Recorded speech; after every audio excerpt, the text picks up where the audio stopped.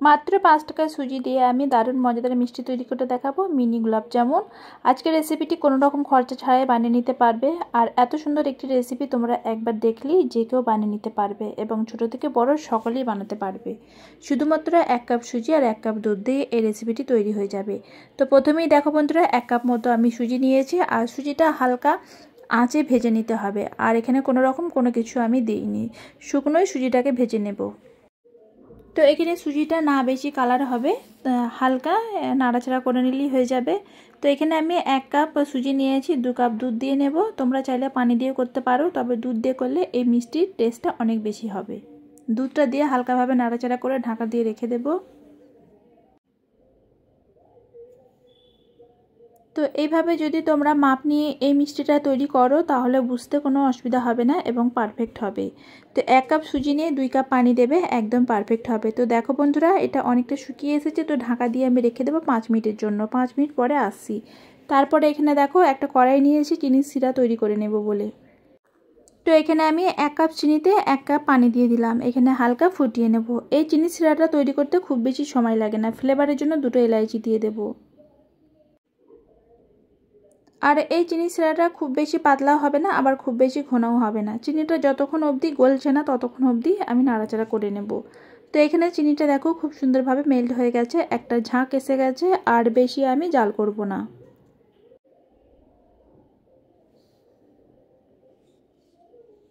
তো এখানে চিনি শিরাটা একদম পারফেক্ট হয়ে গেছে। তো ঢাকা দিয়ে আমি সাইডে রেখে দেব। তারপরে এখানে দেখো কড়াইয়ের মধ্যে আমি যে সুজির ডোটা তৈরি করেছিলাম এটাও ঠান্ডা হয়ে গেছে আর অনেকটা আগে থেকে শক্ত হয়ে গিয়েছে। তো যখন এবার এই পর্যায়ে চলে আসবে, খুব ভালো করে মথে নিতে হবে বা সুজিটা মেখে নিতে হবে। তো এখানে আমি 1 চা চামচ মতো রান্নার তেল দিয়ে দিলাম। এটা সাদা তেল, তোমরা চাইলে সাদা তেলের পরিবর্তে ঘিটাও দিতে পারো। তো ঘিটা দিয়ে খুব সুন্দরভাবে মেখে নেবে। তো এখানে আমি তেলটা দিয়ে মেখে নিচ্ছি খুব সুন্দরভাবে। আর এই ডোটা এতটাই মসৃণ তৈরি হবে তোমরা দেখে বুঝতে পারবে। আর সুজি যে ভাবটা থাকবে সেটাও কিন্তু থাকবে না। তো তোমাদের দেখাচ্ছি, দেখো এখানে একটু সুজি ভাবটা নেই। এইরকমভাবে ঠিক মেখে নিতে হবে। তবে এখানে আমি কোনো রকমভাবে বেকিং সোডা বা বেকিং পাউডার মিশাইনি, শুধুমাত্র সুজি দিয়ে তৈরি করে নেব মিনি গোলাপজামুন। আর এই রেসিপিটা বানাতে অনেক বেশি সহজ। তো এবারে ছোট ছোট করে আমি মিষ্টি শেপগুলো দিয়ে নেব। যেহেতু আমি মিষ্টিগুলো একদম ছোট করে বানাচ্ছি, তোমরা চাইলে একটু বড় করেও বানাতে পারো। তো যেহেতু এগুলো মিনি গোলাপজামুন বানিয়েছি, তবে ছোট ছোট করলেই বেশি ভালো লাগবে। তো এখানে আমি এইভাবে কেটে নিচ্ছি। প্রত্যেকটি চেষ্টা করেছি এক সমান করতে, একটু ছোট বড় হয়ে গেছে, তবে কোনো সমস্যা নেই, একটু ছোট বড় হতেই পারে। তো এখানে দেখো আমার গোলাপ জামুনগুলো তৈরি হয়ে গেছে। তো এবারে ভেজে নেব। তার জন্য একটা কড়াইয়ে বসিয়ে দিয়েছি আর বেশ কিছুটা পরিমাণে রান্নার তেল দিয়ে দিচ্ছি। তেলটা যখন খুব ভালোভাবে গরম হয়ে আসবে তারপরে মিষ্টিগুলো দিয়ে দেব।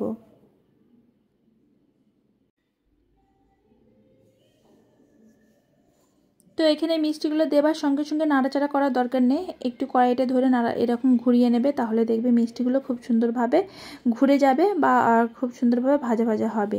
দেওয়ার সাথে সাথে যদি নাড়তে যায় তাহলে লেগে যেতে পারে। তো এখানে মিষ্টিগুলো খুব সুন্দরভাবে ভাজা হয়ে গেছে 2-3 মিনিট পরে। তো দেখো এইভাবে কালারটা আমি করে নিয়েছি। তো এখানে আর বেশি কালার আমি করব না, হালকা কালারটাই আমি রাখবো। তোমরা চাইলে একটু বেশি কালার করতে পারো। তো একটু বেশি কালার করলে মিষ্টির কালারটা আরও সুন্দর আসবে, তবে এইভাবে করলেও মিষ্টি কালারটা অনেক বেশি সুন্দর লাগবে।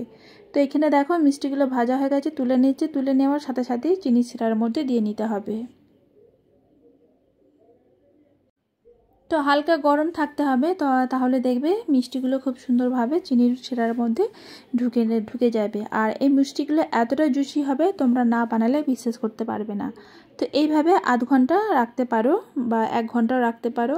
তো এখানে বাকি যে মিষ্টিগুলো ভাজা হয়েছে সেগুলো আমি চিনি শিরার মধ্যে দিয়ে দিলাম। আর এগুলো একটু বেশি কড়া করে ভেজেছি। 2 রকমভাবে ভাজা আছে, হালকা বা কালার করা।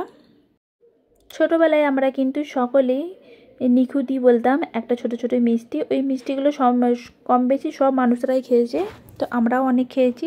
তো এই মিষ্টিগুলোকে দেখে ঠিক ওই মিষ্টিগুলোর কথাই মনে পড়ছে। জানি না কার কতটা পছন্দ হবে। আশা রাখছি এই রেসিপিটি তোমরা একবার বাড়িতে বানাতে পারো। বানিয়ে একবার দেখো কতটা মজার হবে। তো এখানে আমি ঢাকা দিয়ে রেখে দেবো আধ ঘন্টার জন্য, তারপরে ফিরে আসি। তো এখানে মিষ্টিগুলো অনেক সুন্দর জুসি হয়েছে একবারে ভিতর দিক থেকে। আর এখানে দেখো কালারটাও কতটা সুন্দর হয়েছে। এক একটা মিষ্টি একটু বেশি ভাজা হয়ে গেছে, তো কালারটা বেশি এসেছে, আর যেগুলো হালকা এসেছে ভাজা হয়েছে সেগুলো হালকা কালার হয়েছে। তো এইভাবে আমি মিষ্টিগুলো তুলে নিচ্ছি। আর মিষ্টিগুলো প্রত্যেকটা মিষ্টি কিন্তু জুসি হয়েছে। যারা আমাকে বন্ধু বানিয়েছো তাদেরকে অসংখ্য ধন্যবাদ। আর নতুন বন্ধু হয়ে থাকলে চ্যানেলটিকে সাবস্ক্রাইব এবং লাইক করে দেওয়ার অনুরোধ রইল। অনেক বন্ধুরাই আছে চ্যানেলে ঢোকার সাথে সাথেই কিন্তু বেরিয়ে যায়, কারণ দেখে আমাদের চ্যানেলে ভিউ হয় না। তো তার জন্য কিন্তু ছোট চ্যানেলের ভিউ হয় না ঠিকই, তবে কমেন্ট আর যদি সাবস্ক্রাইব করো সঙ্গে সঙ্গে তোমরা কিন্তু রিপ্লাই পেয়ে যাবে।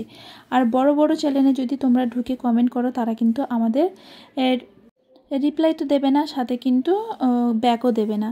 তাই বলছি এই ধরনের চ্যানেলে সবাই সবার পাশে থেকো। আর ভালো লাগলে আমাকে অবশ্যই একটা লাইক করে দিও। এতক্ষণ আমার সাথে থাকার জন্য অসংখ্য ধন্যবাদ। সবাই ভালো থেকো।